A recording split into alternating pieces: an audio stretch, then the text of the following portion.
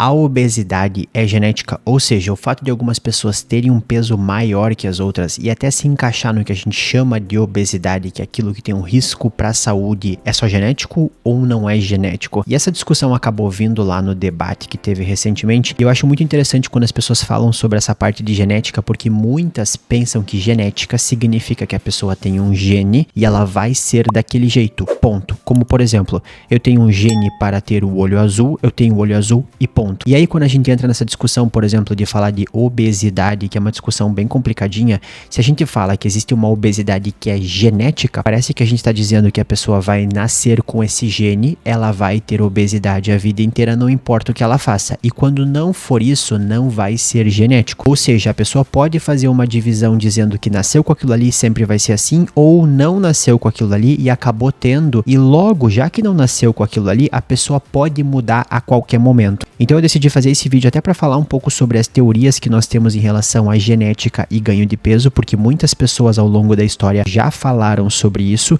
e como na realidade é uma coisa um pouco mais complicada, porque quando a gente fala de obesidade são vários fatores diferentes que vão sendo ativados. E a gente começa em 1962 com um geneticista chamado Neal, que propôs a ideia do genótipo poupador. E o que seria genótipo? Genótipo viria desse gene. A ideia aqui, meio que sendo mais simples, é que ao longo da história, o ser humano passou por momentos que teve mais fome, mais dificuldade de chegar até alimentos, e isso selecionou pessoas que tinham mais facilidade de ganhar peso, elas sobreviveram, e até hoje nós temos esse gene poupador, que é um gene que faz com que a gente fique com mais energia no corpo e tenha uma tendência de ganhar peso. Depois, ao longo do tempo, mudaram isso para o fenótipo poupador. E qual a diferença entre genótipo e fenótipo? Também, sendo mais simples, seria que você pode ter condições ao longo da vida, como por exemplo, até mesmo no útero, dentro da barriga da mãe, que ativa esse gene. Então, se a pessoa não tiver uma ativação, ela não vai desenvolver. Então, olha que a coisa fica um pouco mais complicada. Ter apenas o gene não significa que a pessoa, no fim das contas, vai ter aquela condição para ficar obesa, por exemplo. Só que aí, pouco a pouco, foram vendo que na realidade não é apenas um caminho específico, por isso que hoje se fala em poligenética, vários genes diferentes que podem agir em coisas diferentes. A gente pode ter genes que vão regular o quanto a pessoa sente fome, o quanto a pessoa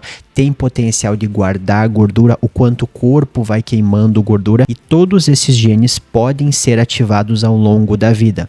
E um cenário muito interessante para discutir isso é quando a gente pega gêmeos que foram acompanhados, gêmeos que têm a mesma carga genética, e quando eles começam a viver em locais diferentes, eles podem ter uma diferença de peso bem grande. Ou seja, mesmo tendo os mesmos genes, pode ter ativações e mudanças ao longo da vida. Então, uma coisa importante aqui para quem não entende muito de genética é que não necessariamente a pessoa vai nascer com aquilo e vai ter aquilo a vida inteira. A pessoa pode ter um gene que simplesmente nunca vai ser ativado, ou seja, o local que a pessoa vive e como são as condições de vida da pessoa pode ativar esse gene. E eu tô repetindo muitas vezes a palavra gene aqui, porque uma coisa interessante é, no momento que ativou aquele gene, a pessoa pode ter uma facilidade de ganhar peso, e depois que ela tem essa facilidade de voltar atrás, pode ser bem difícil. E aí tem outra questão, você pode pegar várias pessoas que sofrem com obesidade, várias pessoas que têm sobrepeso, e cada uma dessas pessoas pode ter uma combinação diferente. E quanto mais combinações genéticas, quanto mais complexo isso for, mais difícil pode ser para a pessoa perder peso. E o que significa isso? Pode ter uma pessoa assistindo, uma pessoa que tem sobrepeso ou obesidade, que se tentar comer um pouco menos, o corpo vai ativar muita angústia, muita ansiedade para comer. Quando a pessoa come, ela talvez nem note o quanto está comendo. Se ela vai fazer exercício físico, o corpo tenta poupar energia e atrapalhar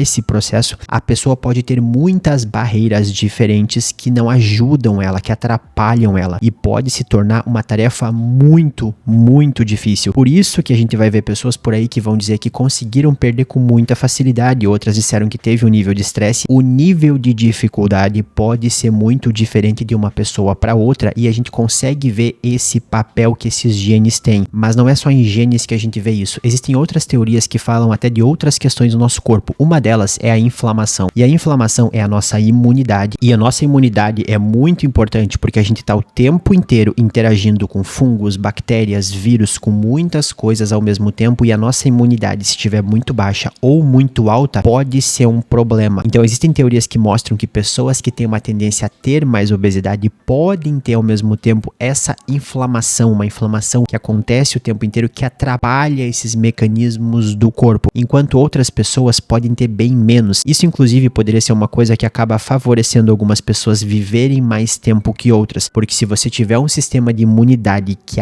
ativa demais, você pode achar que maravilha, eu vou ter uma imunidade mais forte, mas nem sempre uma imunidade mais forte é melhor. Essa imunidade mais forte é o que a gente chama de inflamação. Então olha que coisa curiosa, muitas pessoas por aí usam a palavra inflamação como sinônimo de uma coisa ruim, só que inflamação é o processo da imunidade que nos protege. Nós temos que ter uma imunidade equilibrada. Se tiver muito pouco é ruim, se tiver demais também é ruim. Tanto que muitas vezes um exame que a gente usa até para acompanhar o risco das pessoas de ter doenças cardíacas e outras assim, são exames que medem inflamação, que são alterados quando a nossa imunidade destrói algum vírus, fungo ou bactéria. É a mesma coisa, se tiver um excesso pode ser ruim, então a inflamação também pode participar disso e também ela pode ser ativada nessa questão genética. Outra coisa que tem sido falada muito por aí é a questão da microbiota, toda a composição de bactérias, fungos, todos os organismos que vivem no nosso organismo, principalmente no intestino. Nós temos uma microbiota e ela vai tendo mudanças e essas mudanças vão impactando em vários mecanismos do nosso corpo e esses mecanismos também podem acabar impactando na facilidade ou dificuldade que a pessoa tem de perder peso. Por isso que existe todo um estudo atrás disso